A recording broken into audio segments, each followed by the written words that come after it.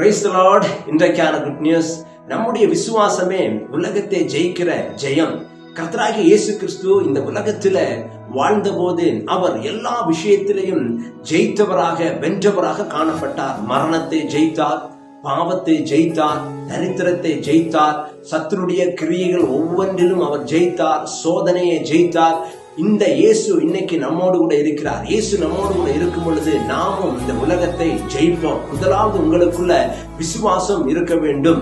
உலகத்தை ஜெயித்த இயேசு என்னோடு கூட இருக்கிறார் என்ற விசுவாசம் உங்களுக்குள்ள இருக்குமானால் நீங்களும் ஜெயிப்பீர்கள். வியாதியை ஜெயிப்பீர்கள், மரணத்தை ஜெயிப்பீர்கள், பாவத்தை ஜெயிப்பீர்கள், சத்துருடைய ஒவ்வொரு சோதனைகளையும் ஜெயிப்பீர்கள். உங்களுக்கு விரோதமாக சத்துரு எவ்வளவு பெரிய பிரச்சனைகள், போராட்டங்களை கொண்டு வந்தாலும் நீங்கள் ஜெயிப்பீர்கள். ஏனென்றால் உலகத்தை ஜெயித்த இயேசு உங்களோடு கூட இருக்கிறார்.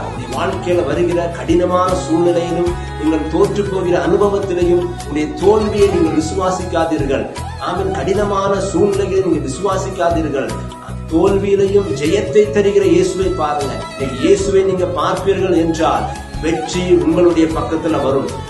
நீங்கள் எவ்வளவு கடினமான சூழ்நிலையில இருந்தாலும் வெற்றி தருகிற இயேசுவை பாருங்க, விசுவாசிங்க. இயேசு எனக்கு வெற்றி தருவார்னு விசுவாசிங்க. இந்த சூழ்நிலைகள் மாறும் என்று விசுவாசிங்க.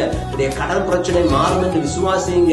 இந்த மரணத்துக்கு ஏதுவான வியாதி மாறும் என்று விசுவாசிங்க. நீங்க விசுவாசிக்கும் பொழுது நீங்க வெற்றி பெறுவீர்கள். இன்றைக்கு நீங்க வெற்றி பெறுவீர்கள். கர்த்தர் உங்களை வெற்றிக்கு நேராக அழைத்து செல்வார். விசுவாசிங்க, அற்புதத்தை பெற்றுக் கொள்ளுங்க. Have a nice day. God bless you.